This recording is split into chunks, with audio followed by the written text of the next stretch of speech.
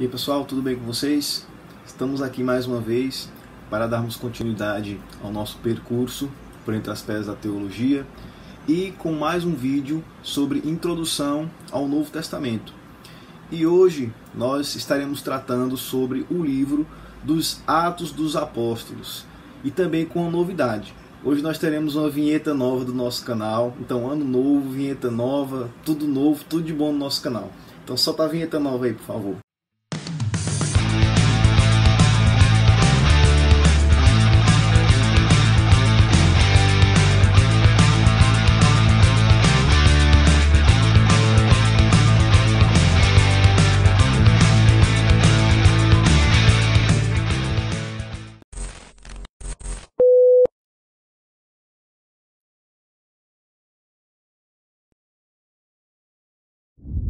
Bem pessoal, iniciando o nosso percurso no livro de Atos, vamos fazer aqui algumas considerações preliminares. O livro dos Atos dos Apóstolos, ele já teve outros nomes no passado. Ele já foi chamado por Tertuliano de Memorandos de Lucas e pelo cânon muratoriano ele já foi chamado também de Atos de Todos os Apóstolos.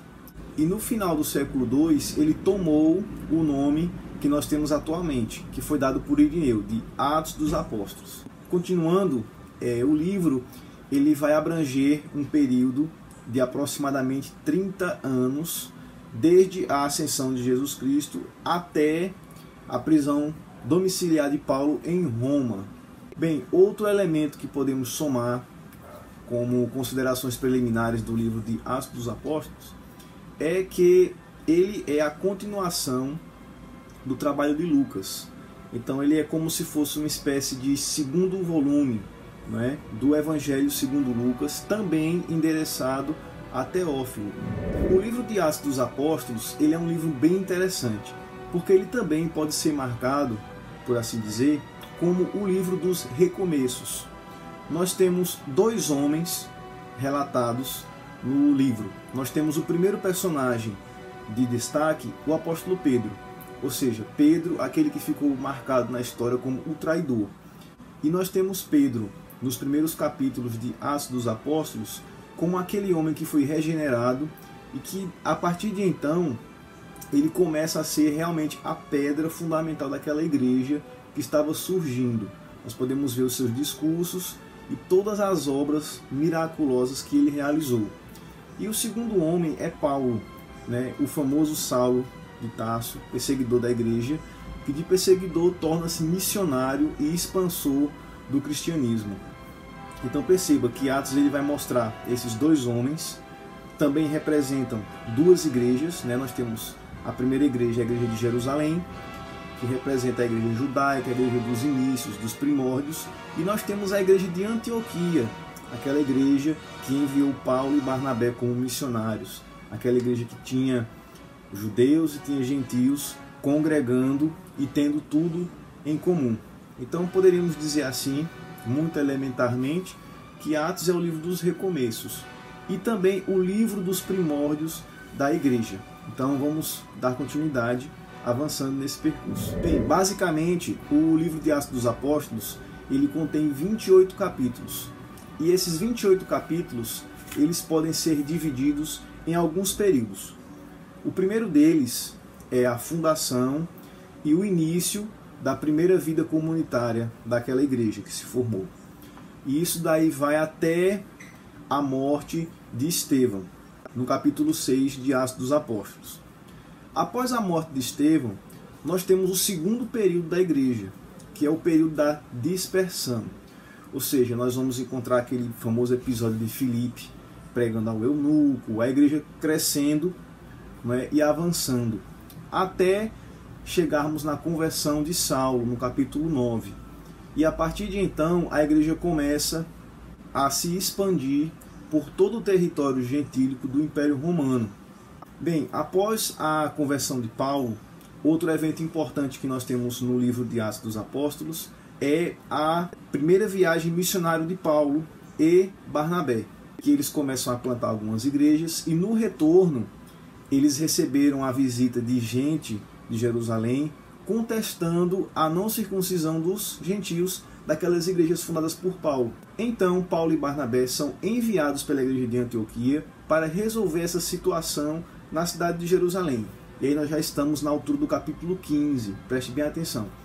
E é formado o primeiro concílio da igreja da história, o concílio de Jerusalém. Esse concílio ele é marcado por várias discussões e pelo parecer favorável dos apóstolos para que os gentios não se circuncidassem, mas que eles se abstivessem de algumas práticas da lei judaica. Bem, a partir desse momento, o texto de Atos ele passa a ser utilizado com o pronome nós. Então Lucas ele vai escrever como se ele estivesse realmente participando desses eventos. Nós temos a segunda e terceira viagem missionárias de Paulo, onde Paulo retorna consolando e edificando todas aquelas igrejas que ele plantou. Depois nós temos o período onde Paulo começa a ser encarcerado e ele vai de julgamento em julgamento até culminar em Roma. E nós concluímos aí o livro de Atos dos Apóstolos, com Paulo preso em uma prisão domiciliar e pregando livremente em Roma sob escolta dos soldados romanos. Bem, quanto à autoria e à data do livro de Atos dos Apóstolos, como nós já citamos no início, Lucas, o médico amado, ele é considerado mesmo pela crítica como sendo o autor desse livro. Contudo, existem 3 posicionamentos sobre a data possível desse escrito. A escola de Tübingen, na Alemanha, ela vai defender uma data muito tardia, então ali aproximadamente o ano 100. E nós temos a postura conservadora, a postura tradicional, né, que vai defender a data de escrita antes do ano 70. Por quê? A tradição nos afirma que Paulo foi executado mais ou menos entre 64 e 65 depois de Cristo. E nós não temos esse relato no livro de Atos dos Apóstolos. Então, assim como Lucas descreve a execução de Estevão, as perseguições da igreja, então ele teria também feito a menção da morte de Paulo. Então, por isso nós acreditamos que o livro de Lucas ele é anterior ao ano 70 depois de Cristo e um pouco antes da execução de Paulo. Bem, como o livro de Atos dos Apóstolos não possui muitas particularidades, muitas questões a respeito do seu próprio texto, da sua formação, então nós vamos trabalhar a partir desse momento com alguns dos episódios mais importantes, que julgamos nós, do livro de Atos dos Apóstolos, tá bom? E ver as questões teológicas ali envolvidas. A primeira questão que nós devemos tratar é o episódio do Pentecostes. Bem, gente, o Pentecostes é um episódio muito importante na história da igreja, porque ele marca o início da igreja. E como muitas pessoas sabem, se não todas, o Pentecostes ele é o cumprimento da promessa de Joel 2, que o Espírito Santo seria derramado sobre toda a carne. Levítico 23 vai nos afirmar que o Pentecoste é aquela festa que deveria ser realizada 49 dias após a Páscoa. Êxodo 23, por outro lado, vai identificar essa festa como sendo a festa das colheitas, ou a festa dos primeiros frutos. E a tradição judaica vai identificar essa festa como sendo a comemoração do dia em que Deus entregou a lei a Moisés no Monte Sinai. Então perceba que coisa interessante. O Pentecoste era a festa mais importante depois da Páscoa, porque era a festa que trazia mais pessoas a Jerusalém para cultuar. E tendo toda essa questão de tradição envolvida, né, então paralelo com os primeiros frutos, aquela festa mais importante após a Páscoa, e sendo a festa de comemoração também da entrega da lei, então não é à toa que o Espírito Santo seja derramado neste dia, tá certo? Mas nós precisamos entender o seguinte, que o Espírito Santo ele não foi derramado somente nesse evento. No capítulo 8 de Atos nós temos o Espírito Santo sendo derramado sobre os samaritanos e Pedro testemunhando isso. No capítulo 10 nós vemos o Espírito Santo sendo derramado em cima de prosélitos do judaísmo. No capítulo 19 nós temos o Espírito Santo sendo derramado na cidade de Éfeso sobre os discípulos de João Batista. Então perceba que o Espírito Santo ele se manifestou, né, batizando essas pessoas para realmente confirmar a promessa de Joel 2, que o Espírito Santo seria derramado sobre toda a carne sem distinção. Então o Pentecostes marca o início da igreja e é um contraponto à Torre de Babel. Por que isso? A Torre de Babel, ela é a separação, a dispersão dos povos por causa do pecado, de rebeldia contra Deus. Mas o Pentecoste, né, marca o início da igreja, onde Deus reagrupa todos os povos, une todos os povos em Cristo na igreja. Bem, pessoal, outro episódio muito importante é a morte de Estevão.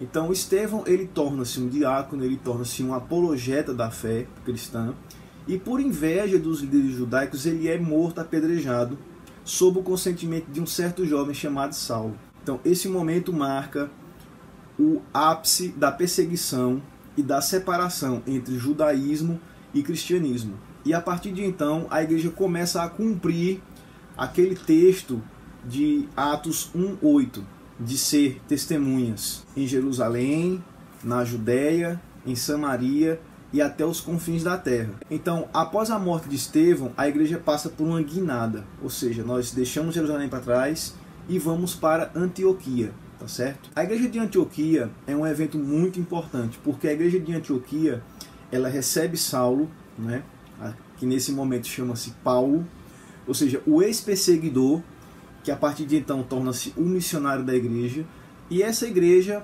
ela orando, jejuando, ela ouve a voz do Espírito e envia Barnabé e Paulo para fazer a primeira viagem missionária da história do cristianismo. Então daí começa-se a plantação de igrejas por todo o território gentílico. O Concílio de Jerusalém também é um evento muito importante que está mais ou menos situado no meio do livro de Atos dos Apóstolos, no capítulo 15. E ali são discutidas várias questões, mas a questão principal é a circuncisão dos novos crentes gentílicos. E após a deliberação dos apóstolos, Paulo retorna a Antioquia trazendo uma resposta positiva, dizendo que os gentios não deveriam carregar o fardo da circuncisão. Bem, mas não tudo são flores, né? Então Paulo se separa do seu companheiro de viagem e chama Silas para a sua segunda viagem missionária, e recebe também ao jovem Timóteo, um crente filho de judia com pai grego. E esses homens começam a retornar, fortalecendo a fé das igrejas, plantando outras igrejas, ensinando a palavra de Deus. Então essa é a segunda viagem missionária de Paulo. E a terceira viagem missionária, que Paulo começa em Corinto, Paulo deixa ali Apolo supervisionando a igreja, e Paulo parte sabendo que prisões, que perseguições, né, ele vai sofrer por parte dos judeus. Então Paulo recebe alguns donativos dessas igrejas e retorna a Jerusalém. Chegando em Jerusalém, ele é preso, e ali começa o karma da vida de Paulo. Paulo vai passar por julgamento após outro, até chegar em Félix e em Festo.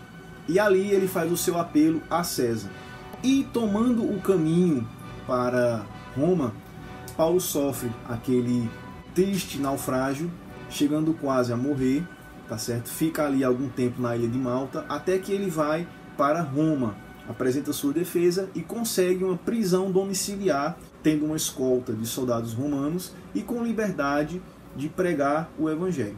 Bem, basicamente esses são os episódios mais importantes do livro de Atos dos Apóstolos. Então perceba que Atos dos Apóstolos, conforme alguns teólogos chamam, ele também poderia ser chamado de Atos do Espírito Santo através da vida dos apóstolos, percebe? Então, o livro de Atos, ele é marcado por uma teologia que mostra o início da igreja, mostra a atuação divina mediante o Espírito Santo no mundo, utilizando a igreja como instrumento. Então eu aconselho a você, leia o livro de Atos dos Apóstolos, que é um livro muito bom para a sua fé. Você vai aprender como a igreja surgiu, a forma que Deus trabalhou, tá bom? Então, ficamos por aqui com essa reflexão. Bem, pessoal, estamos chegando ao final de mais uma reflexão. Espero que você tenha gostado. Se você gostou, deixa o seu like no nosso vídeo, compartilha o nosso conteúdo, tá bom? Deixa seu comentário aqui embaixo, que é muito importante para nós, tá certo? Então vamos dar continuidade a esse percurso e na próxima semana nós estaremos retornando com novas reflexões sobre o mini curso de introdução ao Novo Testamento. Espero você, até a próxima!